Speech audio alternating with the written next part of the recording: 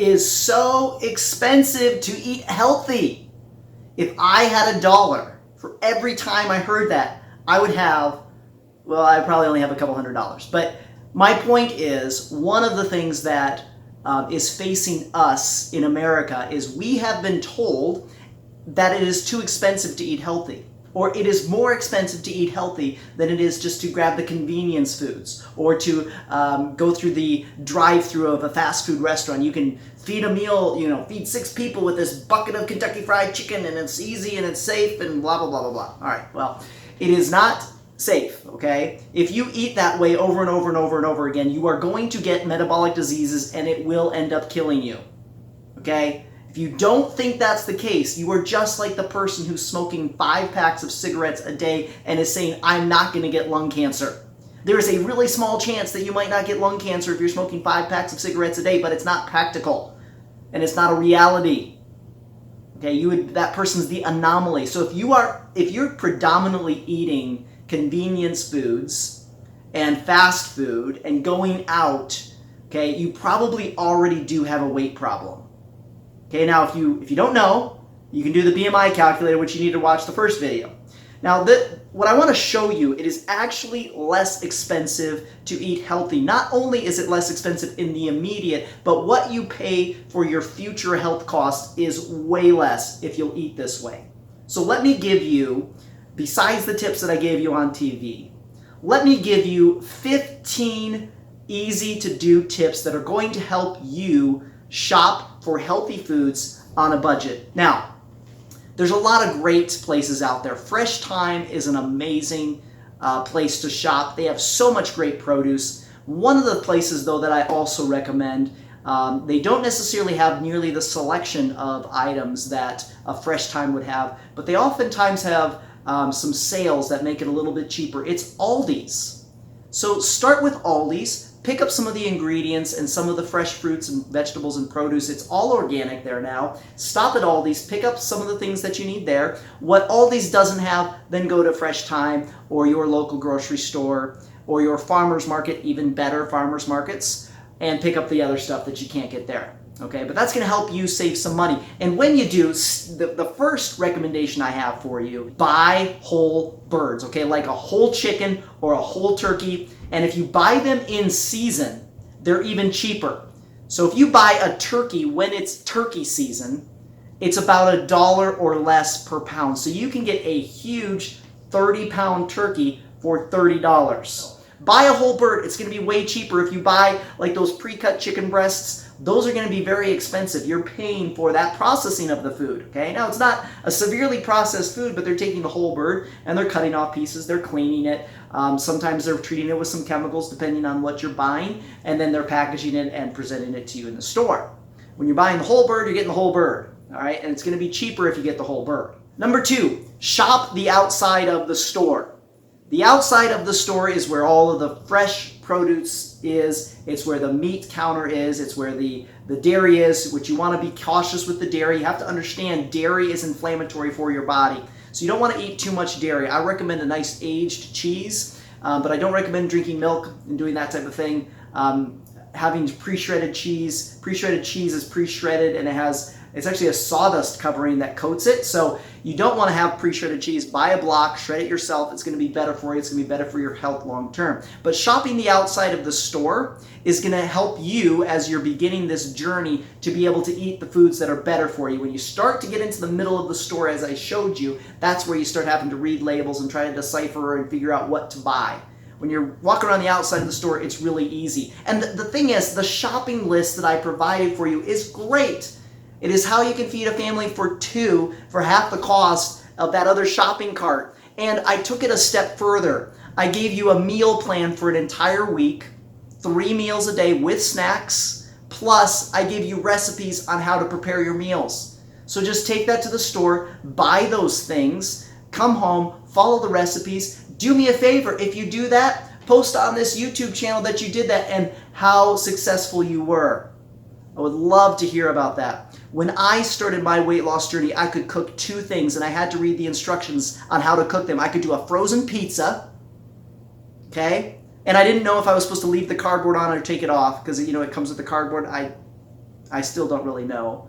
All right, I could do a frozen pizza, and then I could do macaroni and cheese. Now, with my macaroni and cheese, I was the guy that would read the instructions, and if it said 4 cups of water, I literally measured out 4 cups of water because I thought the water to pasta ratio was important. I didn't understand the fact that I was just boiling the water so I could cook the pasta wasn't a thing that I understood. So that is what I could do, and I had to teach myself how to do this. Now, I have gone before you and learned how to do this. I was morbidly obese. I lost weight, and I figured it out. You know, there's an example that I like to give. When somebody is in a ditch, and maybe you feel like you're right now in a ditch, and you're overweight, and you've struggled with your weight for years. You've been on that yo-yo. You've done every single weight loss program out there. And you're thinking, Davis, this is just the next weight loss program. No, I don't want you to do my weight loss program. Get me. I want you to change your lifestyle. The big difference. Now, if you need to do my weight loss program to change your lifestyle, then yeah, we'll absolutely be here to help you. But we're not here to get you to do a weight loss program. We're here to get you to change your life. Big difference. So it's like being in a trench, and you have those people that are out there outside the trench, and they're kind of throwing a rope down there, and they're saying, hey, here's a rope. Here's some advice for you. Buy healthy foods, cook them at home. Don't eat so much, start exercising. They're throwing that rope, and you're down there looking up thinking, oh yeah, more advice for me. They don't understand my life. They don't understand the fact that I eat lettuce. I literally eat lettuce all the time in salads, and I gain weight. I don't understand it. Well, I do, okay? It's because your metabolism's shot. All right? So for anybody who's not throwing a rope to you and saying, hey, I'm so sorry your metabolism's shot, here's a rope, then they're telling you the wrong thing, okay? If you struggle with your weight, it's not necessarily your fault. It might be a metabolism issue. Right? Now that's what we do at VitaLife. We help you focus on fixing metabolisms, and that's what our thing is. All right? Most people come in, their metabolism works like a 90-year-old, and when they leave, it works like their age or better. That's our goal. Okay? But what I want to do is, and what I have done is, I haven't thrown you a rope. I've actually gone into the trench with you and said, hey, let's get out. I know the way out. You're talking to a person who literally could cook 2 things, who was not able to take care of themselves physically, to a person who now prides themselves on waking up every morning and cooking healthy meals at home and being active and exercising. And you know what? I designed this program specifically to take you through certain steps, so that way when you're done with the VitaLife program, you know exactly what it means to live a vital life, and you know exactly how to keep your weight off the rest of your life. Unfortunately, in America, only 2% of those that lose 10% or more of their body weight are able to keep it off for 2 years or more. That's scary sad. That means if you're 200 pounds and you lose 20 pounds, that's 10% of your body weight. Your chances in America of keeping that 20 pounds off for 2 years, not for life, just 2 years. There's only 2%. Only 2% of the population can do that. I am so proud to tell you that at VitaLife, we have crushed that number. Well over 40% of our clients are able to keep all of their weight off and more after 2 years. In fact, our VitaLife New Lenox office has a place on the wall of where are they now. It's people who have kept their weight off and what they're doing now and how they've succeeded. Number 3, sometimes you can find frozen gems. I talked about it a little bit in that 1-minute video on Windy City Live, but sometimes your frozen vegetables are cheaper than your fresh ones. So you got to look at it, see which one's a better deal. Make sure if it's a frozen vegetable, the only thing listed on there is the vegetables. You don't want extra preservatives or additives in there, okay? So you're just looking for the frozen vegetable, but sometimes that's an amazing way to get vegetables. And then you can throw them in all sorts of stuff, okay? And I don't recommend using those necessarily for like a salad. Okay, if you get like a frozen block of spinach, you probably want to use that for something else where you're cooking the spinach, okay? But frozen vegetables can be a great way, plus they don't go bad. You know, when you buy fresh vegetables, sometimes if you don't get to them for a day or two, you go in there like, oh man, they're bad already, and then you wasted that money. We don't want you to do that. All right, so sometimes you can fry some frozen gems. Number 4, don't buy sugary beverages, and don't buy beverages that are in individual cans in any way, shape, or form. That if we're trying to save money. That's not saying that there's not some good options out there, but I'm trying to tell you, if you're trying to save money, don't buy drinks that way. We have at our office it'll be posted in the comment here below. What's called water enhancers, like $5, and they make 32 beverages for $5. It's stevia sweetened, so it's good for you. No artificial sweeteners, no real sugar either. It's the best balance, and it tastes really good. You can make your drink taste like strawberry lemonade, kiwi mango, peach mango. There's like 7 flavors, and they're all great. Your local VitaLife office can carry those, or does carry those, and you don't even have to be a member to buy those from them, or you can buy them, go on Amazon, and you can buy them as well. They're great. It's a great way to get a nice treat without damaging your body or spending a lot of money. So don't buy individual drinks. Number 5, eat in moderation. All right, and this is going to go along with when you go to the grocery store, it's best if you're not starving when you go. Have you ever noticed how much bigger your bill gets when you're really hungry when you're in the grocery store, as opposed to just going to the grocery store with a specific list, buying the things off that specific list and nothing else? Big difference there. Okay, but if when we're going, we want to be realistic with how much food we should be eating. You know, you don't need bigger than 2 servings of 4 ounces of protein a day. It's about the size of the palm of your hand or the size of a deck of cards. Okay, that's 4 ounces. It's not a lot, especially when you consider going out to eat and you're like, oh man, the petite filet is 6 ounces. Well, that's two more ounces than you need at that meal. Women, you need 46 grams on average of protein a day for the average American woman. For the average American man, it's about 10 more, so it's right around 54, 56 grams of protein a day. That's all you need. If you are bodybuilding, then you can use more. If you are going out running every day, then yes, you can use more. But you don't need as much as you think you need. And you don't need as much as what we've been conditioned to think we need. We've been conditioned to that because of how much food we are eating in America. But really, 2 4-ounce servings, and guess what? That's going to save you a lot of money. Number 6, when you're cooking a meal, cook extra. Double the recipe. That way you can have some leftovers, which leads me to tip number 7 is eat your leftovers. I see this all the time with people, and they cook all this food, but they don't eat their leftovers. Or you go out to eat and you're like, oh yes, can you bag this and take this home so I can throw it away later because I won't eat it? All right. Eat your food. You know what's really good about leftovers? What I like to do with my dinner leftovers, especially if I'm like eating like a steak or maybe chicken or something like that, is then the next morning I chop that up, to that chicken up or that steak up. I chop it up into really fine pieces, and then I put it in an omelet. It makes a great omelet filling. Number 8, find your eggs from a local farmer. Now, when you find eggs from a local farmer, they're not going to look as pretty as they do in the store, with a little white casing and a little stamp on them. They're not going to look like that. But they're actually going to taste better. They're going to be more nutritious for you. And there's a chance that that farmer is farming organically, but they just haven't gone through the FDA process, which is several tens of thousands of dollars to get approved to be officially certified as organic. So a lot of your small farmers, they farm organically, but they don't go through the hassle of doing that because it's just not worth it. So find out from them, find out how they farm if you're interested in that. The most important thing is it's oftentimes cheaper to get eggs from them. If you don't know of somebody who has that, what I recommend that you do is just start asking your friends, hey, do you know of anybody who raises chickens? Okay? Great way to get eggs. A lot of times the people who raise chickens, they get so many extra eggs, they don't know what to do with them. So oftentimes you're helping them. Sometimes you may be able to barter for a service for them. It's cheaper to get eggs that way, and they're better for you. There's something that just tastes so much better about a fresh egg. So find eggs from a local farmer. Number 9, freeze foods in individual serving sizes. So after you make all this food, if you double up your recipe, let's say you're making soup, then what I want you to do is portion that out into individual soup serving sizes and freeze it. What that's going to do is that's going to make a really easy meal. If you're like, okay, I need one meal, you grab one of those out of the freezer, you stick it back in the pan, you heat it up, and it's ready to go.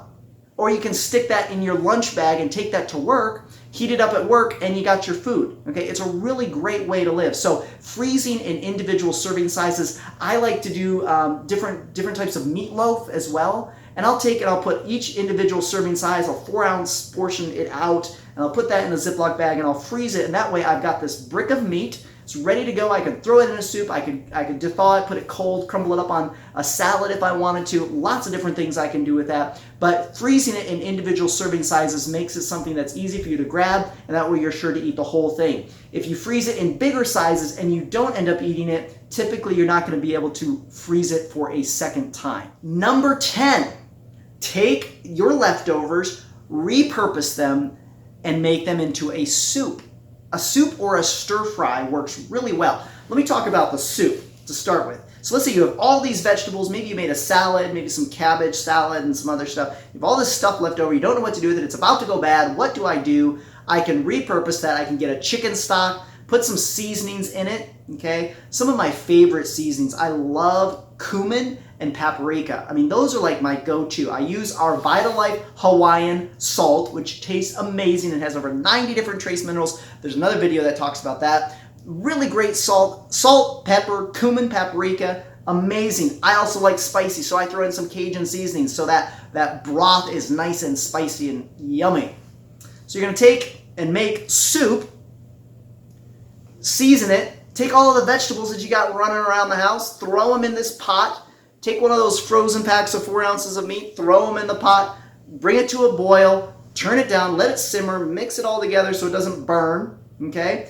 Add seasonings as needed, and then you've got a nice soup, and then you can take that and portion it off into individual containers and freeze those. And you got all sorts of meals. Those are perfect for on the go. You grab and go, really great to have, and they're super tasty, and that's a great way to use your leftovers. Another great way is to do a big stir fry. So get one of those really big pans. They call them a wok, okay? Not go for a wok, but like a wok, a pan, okay? This is really big pan. It's got 2 sides handles, and you can take all the vegetables, throw them in there. You can put some like white rice, or what I prefer better than rice, which is on your shopping list, is quinoa. It's just like rice. Cook the quinoa separately, but throw that in your stir fry. You could also do riced cauliflower, and that's going to take the place of rice, okay? So we're not doing those carbs.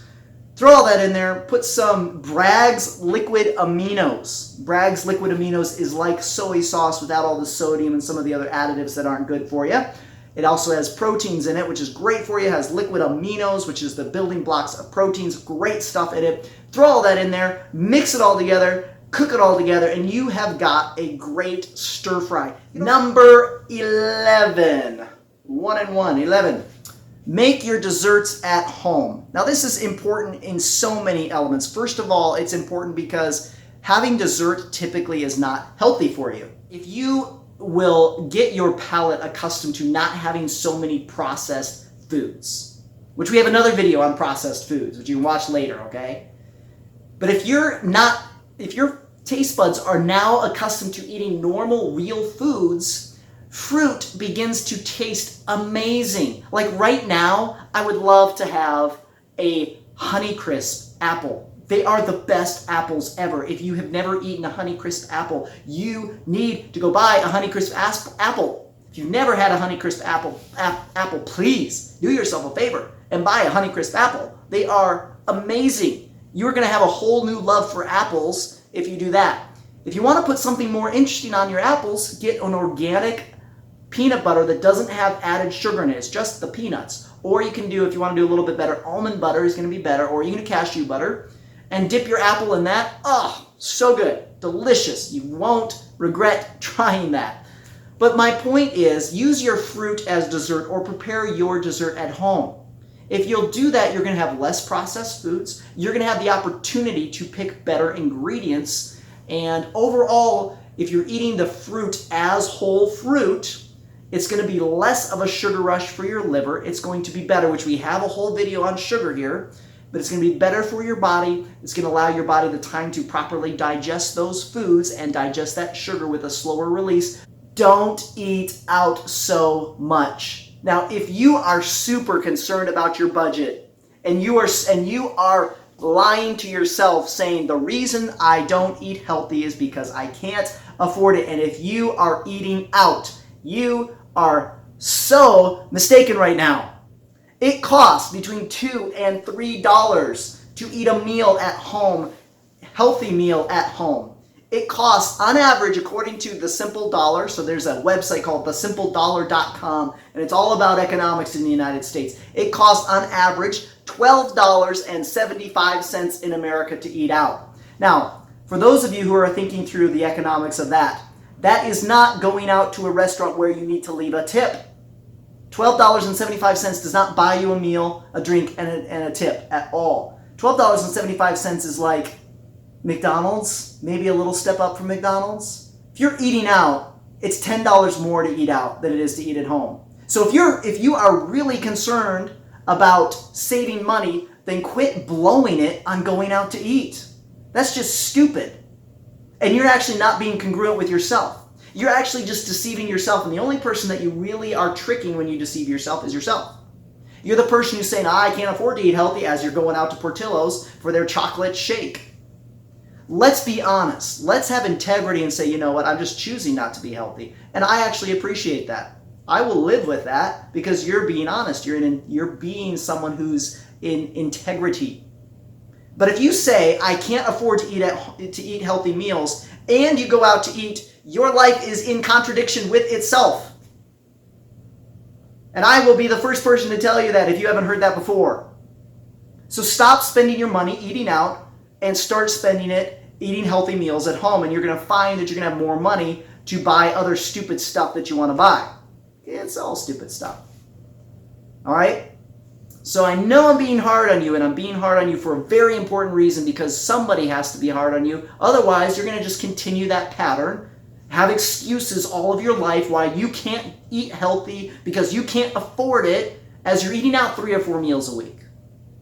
And I know you have your reasons. We all have our reasons, but the opposite of getting the results you want, which is a vital life. It is a healthy life where you are free of disease and where you can have the freedom to do what you want, where your body doesn't keep you from doing anything. That's a vital life. You're either going to do what is necessary to have the results, which is a vital life, or you're going to have reasons why you don't have that. I don't care what your reason is. That reason that you have is keeping you from your result. So you can either continue to live in your reasons, or you can start living with the results, which results are a vital life. Number 13, don't be afraid to experiment with new things in the kitchen. So try some new seasonings. When you go to the grocery store, check out the seasoning aisle for a seasoning that you don't have. That's kind of fun. And you buy it, and then you can see what you can do with it. Or better yet, have a plan when you go in. I'm going to buy this seasoning and try it out because I'm really interested in what it would taste like. I've heard some good things about it. Like I said earlier, I'm a big fan of cumin and paprika. I like spicy things, so I'm a big fan of Cajun seasoning. I like chili powder. I'll put chili powder on things that are not chili, and it's great. I love it. I've given you a list for a week's worth of meals, and probably all of those are completely new to you. Well, try them and throw some other stuff in there too. Number 14, avoid convenience items. They always cost more. The pre-noodled zucchini is going to be more than the fresh zucchini. Understand that convenience items tend to be more expensive. So you know what? Avoid the convenience stuff. Avoid the fast food, the ultimate level of convenience, the frozen TV dinners that you stick in your microwave, beep, beep, beep, beep, and then and then you get it out and you eat it while you're watching TV. That's what we do with those. You're going to spend more money on those foods. Avoid convenience foods if you're trying to shop on a budget. Number 15, and a personal pet peeve of mine, is don't let the food go bad. If you want to really blow your budget, let food spoil in your refrigerator. And you know what? Typically, this is why the food spoils. We make this huge salad, let's say, and maybe we make it for a couple days. And then all of a sudden our meal plan goes out the window and we decide we're going to go out to eat. And now that salad sits in the fridge and nobody eats the salad. And then we come back 2 days later and the salad's brown and bad. When we are making a plan for our meals, so you need to plan your meals and stick to that. It doesn't do any good if you sit there and plan your meals and then just like, oh, well, the week started and this happened and this happened and this happened. No, start taking control of your life. Do you want to be a slave of the situations that are happening in your present right now? Or would you rather be an architect of your future? I'm going to take actions in the present that are going to ensure that my future lands a certain way. And you can do the same thing, and it all starts with the food that you're eating. Plan your meals, eat it that way, and live a vital life. I hope that you found these 15 ways to save money and to shop on a budget and to eat healthy were helpful. You've got a whole menu, you've got a shopping list, you've got recipes. Try them. Do me a favor, if you try out these things, post on our YouTube channel. Let us know how you liked them. Like us on Facebook. Follow what we're doing. We always are posting healthy recipes and ways you can live a vital life. This is Davis with the VitaLife program, reminding you to live life with vitality.